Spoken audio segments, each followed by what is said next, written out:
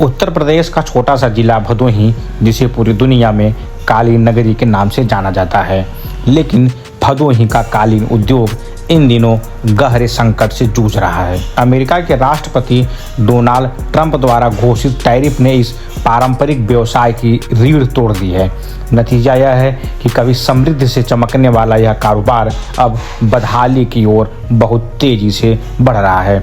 जहां पहले गोदाम खाली दिखाई देते थे, वहां आज माल अटका पड़ा हुआ है, ऑर्डर रुके हुए हैं और कारोबार से जुड़े लोगों की आंखों में चिंता साफ झलक रही है।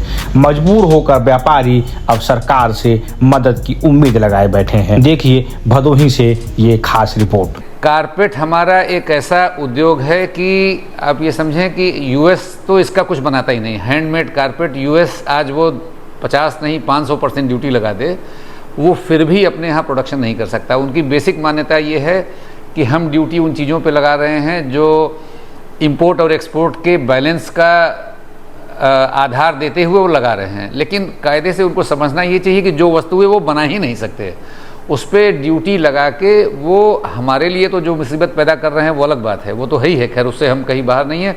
लेकिन वो अपने देश के कंज्यूमर्स के साथ भी नाइंसाफ़ी कर रहे हैं कि जो चीज़ उनको 100 रुपये की मिलती थी आज की तारीख में वो 200 की मिलेगी, 150 की मिलेगी या महंगी मिलेगी।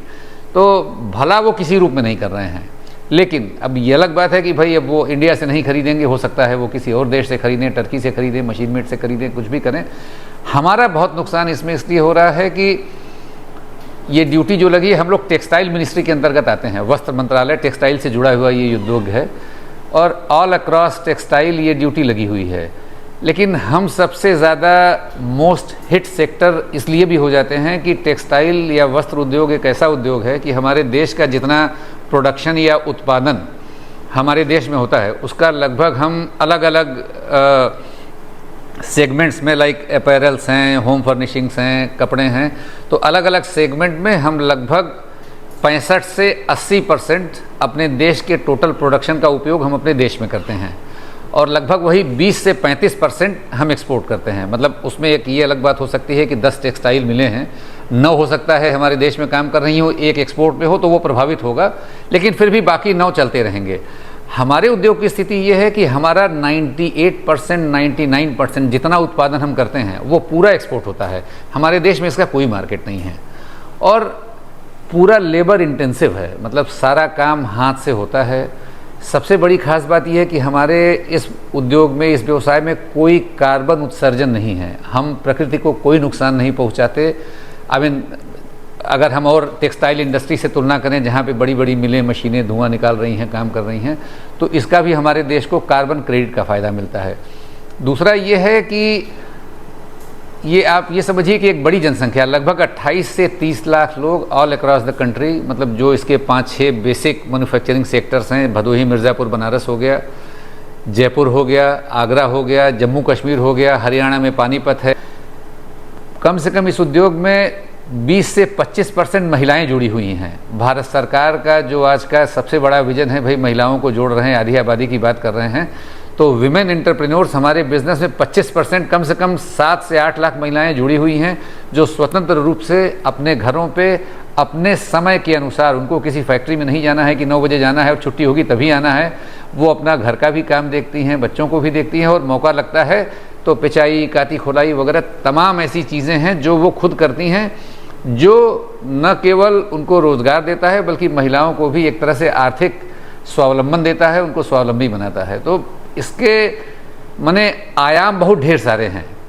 माने ये एक देखने में एक छोटा सा बिजनेस लगता है, लेकिन इसके सामाजिक, आर्थिक इतने प्रभाव, इतने अच्छे प्रभाव लोगों के ऊपर पड़ते हैं कि जिसका वैसे माने वर्णन कर पाना थोड़ा सा मुश्किल है। तो हम लोग अभी अच्छा ले दे के टैरिफ का जो असर है, टैरिफ का पीछे जब से ये 25 से 50% हुआ है, 6 अगस्त से लेके 27 अगस्त तक ये 25% के ब्रैकेट में है, तो लगभग 60-70% आयातकों ने अपना माल होल्ड कर दिया है, बायरों के पास रोक दिया। जो पहले से 4 महीने 6 महीने पहले ऑर्डर दे रखा था, अब जाने को तैयार था, तो वो कह रहे हैं कि साहब हम 25% का टैरिफ हम अपने यहाँ दे के हम सर्वाइव नहीं कर पाएंगे, 50% तो आउट ऑफ क्वेश्चन है। अगर इस टैरिफ पे कुछ नहीं हुआ तो 27 अगस्त के बाद जो मैं देख पा रहा हूँ कि इस कालीन उद्योग का तो बहुत बड़ी क्षति होने वाली है। मतलब हमारे इतने ढेर सारे कालीन के मैन्युफैक्चरिंग में लगभग 28 से 30 प्रोसेसेस हैं। ऊन भेड़ से कटती है और तब से कालीन बनने तक लगभग 30 प्रक्रियाएं अलग अलग रूप से अलग अलग लोग करते हैं। तो हमारा फैलाव इतना ज़्यादा इन स्टेजेस पे, कुछ गलीचे हमारे धुलाई में पड़े हैं, कुछ लूम पे पड़े हैं, कुछ और फिनिशिंग में पड़े हैं, तो हमारा कैपिटल बहुत ही स्कैटर्ड उसमें चारों तरफ बिखरा पड़ा रहता है।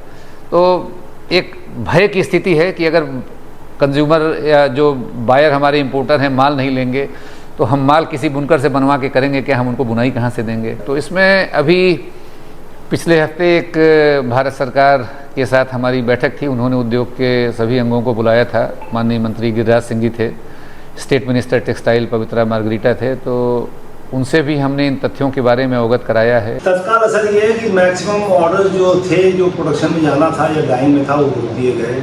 जो माल फिनिशिंग में था वो भी रोक दिया गया। जो कुछ शिपमेंट थोड़ा बहुत जो जा सकता था, जो इनका 26 तारीख का जो एम्बार्गो था कि 50% लगेगा, तो अभी इंडस्ट्री उसी में लगी है कि वो माल निकालने के लिए। मगर एक तरह से 70-75% इंडस्ट्री जो अमेरिका से काम करती थी वो काम बंद हो गया है और इससे बहुत व्यापक तरीके का असर पड़ रहा है। जो प्रोडक्शन पे इशू नहीं हो रहा है, रॉ मटेरियल हम खरीद नहीं रहे हैं क्योंकि फ्यूचर का कुछ पता नहीं। जो माल गोदाम में आ गया है उसकी फिनिशिंग और उसको भेजने की कोशिश की जा रही है, जिस पे बायर 50% ऑलरेडी डिस्काउंट मांग रहा है। लोग डिस्काउंट दे के माल किसी तरह अपने यहाँ से निकालना चाह रहे हैं, इसी पे कॉन्सेंट्रेट हो रहा है। इसमें एक चीज़ और ऐड कर दूँ, जिससे हमारा जो पूर्वांचल का 13 लाख लोग इसमें डायरेक्ट अमेरिका के प्रोडक्शन में इन्वॉल्व हैं। भदोई, मिर्ज़ापुर, जौनपुर, प्रयागराज, चंदौली से लेके आप बिहार के से लेके बंगाल तक आप कह सकते हैं कि काकोट का बिनाई का व्यापार फैला हुआ है। और सबसे बड़ी प्रॉब्लम क्या है कि पूरे फ्लोर कवरिंग है उसका 85% मशीन मेड से होता है, 15% में हैंडमेड है। और हैंडमेड का जो लोअर एंड है वो टर्की और चाइना लेके चला जाएगा हमसे, क्योंकि वो हमसे ज़्यादा कम्पिटिटिव हैं और 85% के अंदर वो आते हैं वो, और उनको तो 4-5% बढ़ने में हमारा लोअर एंड ख़त्म हो जाएगा। दूसरा, अफगानिस्तान और पाकिस्तान लोअर एंड नॉटेड बनाता है और इसका सीधा हमारी जो 4 कंट्रियाँ हैं, टर्की, पाकिस्तान, अफगानिस्तान और चाइना, ये सीधा उसका बेनिफिट हो जाएगा। बायर को नया प्रोडक्शन एरिया ढूंढना नहीं पड़ेगा, इनको उस कंट्री में जाना है, लोअर एंड जाना है, इनको पाकिस्तान जाना है। मशीन मेड लोअर एंड हमारा हैंडलूम हैंड ट्रैक्टर खत्म करना है, इनको टर्की चले जाना है। तो बायर के ऊपर बहुत असर पड़ना नहीं है, मगर हमारे जो 12-13 लाख लोग हैं जो बेघर, जो एक्चुअली कालीन उद्योग जो गाँव में बसने वाला कुटीर उद्योग है, इसको टेक्सटाइल की तरह न समझा जाए। और गांव में बसने वाला और जो इसके अंदर वीवर आर्टिजन्स है, बेसिकली वो फार्मर्स हैं। आप पार्ट टाइम फार्मर्स उनको कह सकते हैं। जब खेती का वक्त आता है तो लेबर की शॉर्टेज आती है, बिनाई की शॉर्टेज आती है, वो लेबर फार्मर्स भी हैं, किसान भी हैं और कालीन का काम भी करते हैं। जो भी आप फिनिशिंग में मेरे कंपनी में देखेंगे सब अगल बगल गाँव से आए हुए लोग हैं। उनसे पूछेंगे तो सबके पास खेती है, खेती भी करते हैं और फिनिशिंग भी करते हैं। हफ्ते में 5 दिन हमारे यहाँ करते हैं, 2 दिन खेती करते हैं। इस तरह से बिनाई वाले भी हैं, इसी तरह फिनिशिंग वाले हैं। तो बेसिकली ये किसान परक और ये आप गांव में बसने वाला कुटीर उद्योग है। तो इसको हमको सरकार से ज़रूर कहना है कि तत्काल जो भी पैकेज देना हो, क्योंकि अगर बायर्स यहाँ से चले जाएंगे और ऑर्डर प्लेस कर देंगे तो 2 से 3 साल पहले वो लौटेंगे नहीं। अपना कलेक्शंस अगर अफगानिस्तान, पाकिस्तान में और टर्की में और चाइना में वो दे देंगे तो वापस यहाँ आने में काफ़ी साल लग जाएगा। जो हमारा नुकसान होगा हमारे वीवर्स का, बुनकर का, इन लोगों का, उसको हम कहाँ से देंगे उनको। इसलिए हमें सरकार कुछ आर्थिक मदद करे कि जो उस चीज़ को हम बराबर कर सकें। किस तरीके की मदद चाहते हैं भाई? फाइनेंशियल मदद चाहते हैं, चाहे वो ड्रॉबैक में दे, चाहे और किसी चीज़ में दे, लेकिन हमको उतना जो हमको बायर को देना पड़ेगा वो हमको मिल जाए। हाँ उसको, हाँ वो वही तो हमको बराबर करेगा ना, नहीं तो हम कहाँ से देंगे उनको। इसके माने हम बंद कर दें कारोबार, क्योंकि घाटे पर तो हम काम नहीं, आज भी घाटे पर ही हम कर रहे हैं। जब हम अगर 5% प्रॉफिट लेते हैं तो बैंक इंटरेस्ट लेके आज हमको 2% बच रहा है, तो हम कहाँ से 25% उनको, अभी तो 25% है, कल 50% कर देंगे तो कहाँ जाएंगे हम? हमें अपनी परवाह नहीं है, हम तो भाई इसको बंद कर देंगे। चलिए अब कहीं चले जाएंगे दूसरे प्रदेश में, लेकिन यहाँ के जो बुनकर वीवर्स ये लोग हैं, ये कहाँ जाएंगे? ये तो भुखमरी कगार पर आ जाएगा, उसके बाद यहाँ क्राइम बढ़ेगा।